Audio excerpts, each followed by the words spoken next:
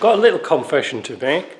I actually did a video on this months and months ago, before I got the parts, expecting them to come in. Well, they didn't turn up.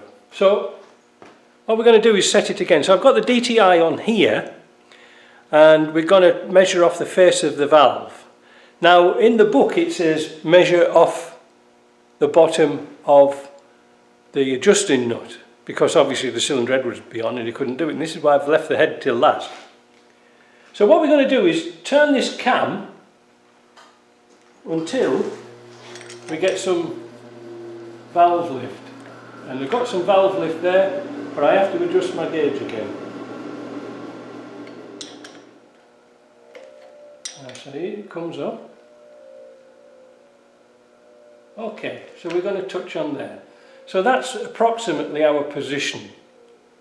Alright, now I'm going to zero this, and it's in millimeters. I hope you can pick it out. Let me just see if you can see it. Yeah, it's just a bit shadowed by this nut. I'll come around here a bit. Is that a bit better? Alright, so I'll zoom out. What we're going to do is going to put some sticky tape on here. Why the hell are you going to put sticky tape on? Right, we'll do this bit again because I maybe didn't make it clear. There's a cam. This is of a 300 TDI. What we're looking for is the actual peak centre of this cam. So we're going to take a measurement off here as it's coming up, and here as it's going down, and then we're going to dissect that, and we should be able to find out where the centre is. So what I've set up is I've got a line on here, that's my reference. I've got the valve that I think is on peak, and I've put some tape across here, but I'm not marking the tape yet. So what we're going to do is we're going to go this side, and we're going to take the cam, I'm going to find my crayon, till about 5 millimeters. Keep your eye on the gauge here.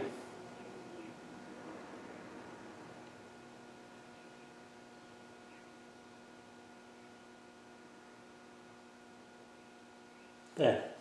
And we're going to put a mark here. I know it's a bit broad, but it's on a tooth. And then we're going to go back the other side and come down. There, you see, it's a bit... Oh, the bloody nut's slipping now, isn't it? Right, where were we? So that should be...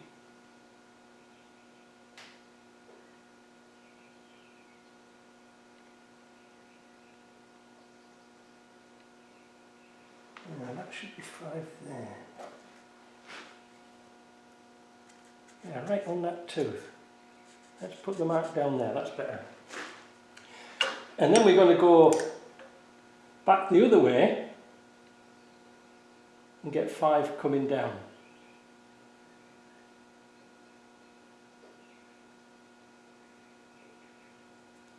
It's a bit difficult to do because you're working against the springs in the cam. And just take it back up, down, 5 away, just there, on that tooth. What's that? Now, it's funny that we're on that tooth there and that tooth there. So if we come in, how many teeth is that? 1, 2, 3, 4. If we come in, 1 tooth, 2 teeth. The peak should be just here, right between those 2 teeth. So if we turn it now and come right between those 2 teeth there, you will see when we turn this, it's right on the peak of the cam, 706, and it isn't turning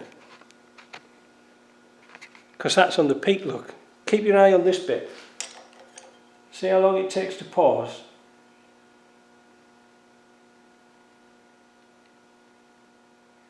There, that's the peak of the cam.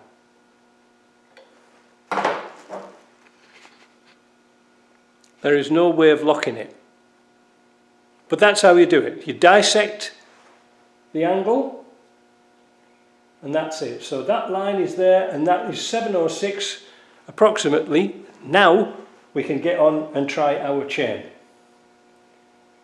First of all, I should have taken the nut out, but that's not a big deal. We'll take the nut off, we'll take this pulley off, we'll take the tensioner off, and I'll go and put the spring in here. That's no big deal. But what we'll do is we'll take this lot off, and then we'll have a go at trying the chain on. Hopefully it fits perfectly. Usually with things like this, you slide both pieces on at the same time, but we can't seem to do that.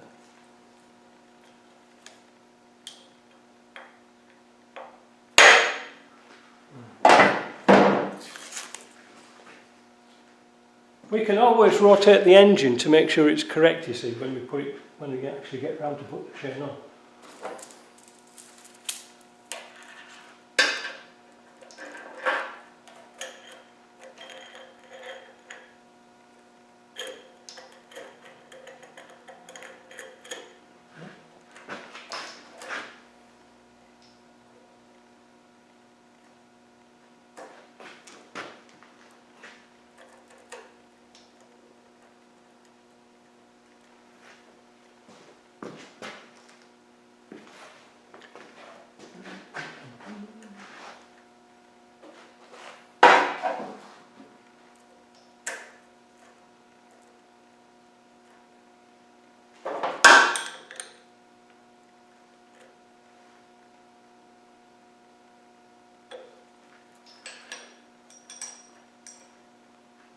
Now,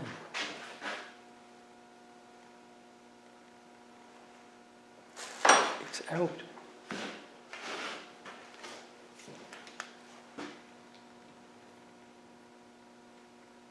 There's our mark there. We need to be here. That's with the tension on the chain. So, I'll just double check the EP mark. Yeah, we're on EP mark there.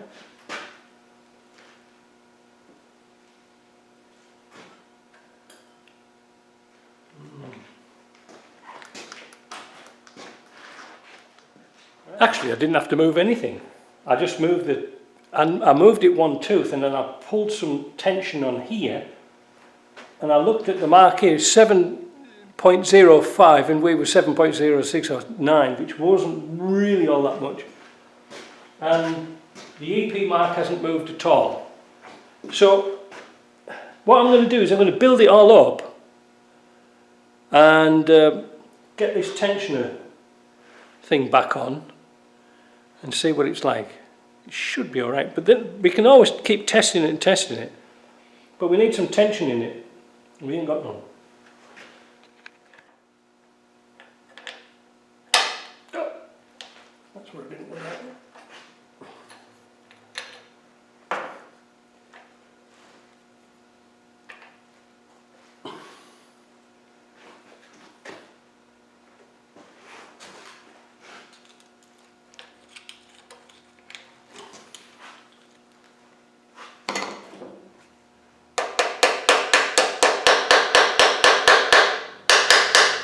I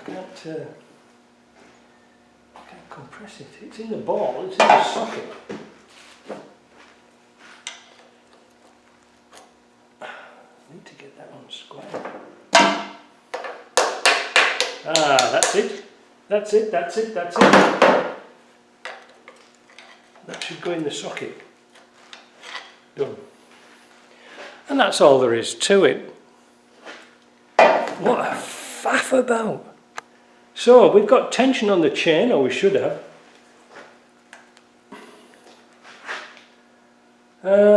Let's see if anything's moved. Our timing mark there didn't move, and the EP mark there didn't move. So hopefully when we turn this around, we mustn't forget to put the... In fact, I'll tell you what we want to do. We'll put them on now, look.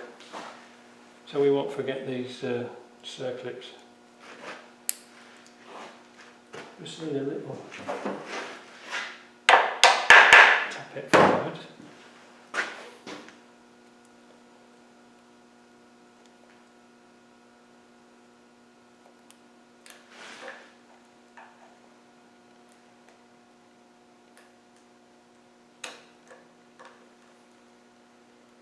done some fiddly jobs on Land Rovers.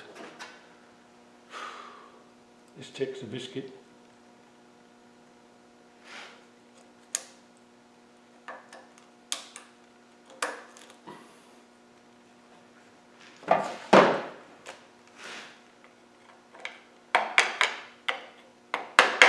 Mustn't forget to put a split pin through there. Alright, here we go.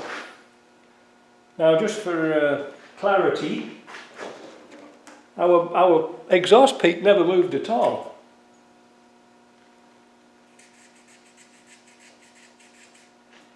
There. Watch it be articulated.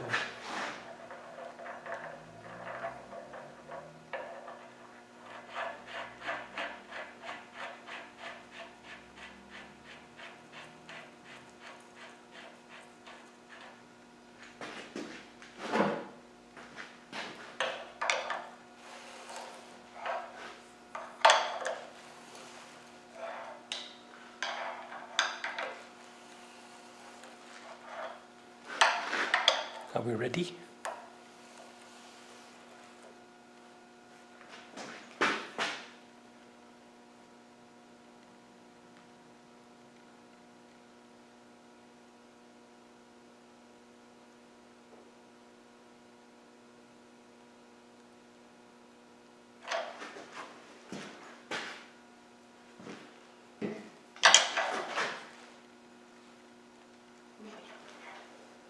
Went past it just slightly. Let's do it again.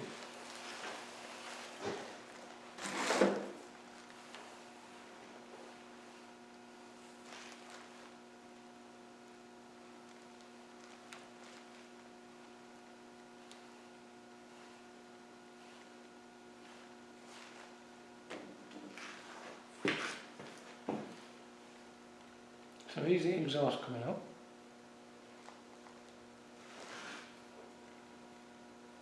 We should be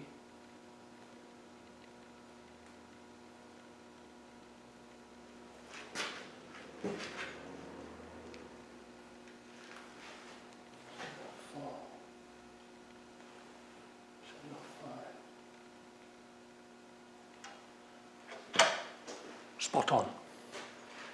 I'm happy. I'm going to go up now and have a glass of wine to calm my nerves. It's only 10:30. I've been on this all morning, so now I'm happy with that. You see, we've got tension on that chain. Now, if you can remember when we stripped this down, this was all floppy. It was all floppy. Now, what we must do now is put another lock washer on here, and we must put a washer and a spring washer and a split pin through here. Then we can put the timing cover on. Then we can put the sump on. What a royal faff about. Now, we must remember there seems to be a collet missing from the back. How that's dropped out, I don't know. I can't see it anywhere. There's nothing in there. The question is, have I got one? But it's not the end of the world if I haven't. But, well, it might be. Let's call it a break now, and then we'll box all this out.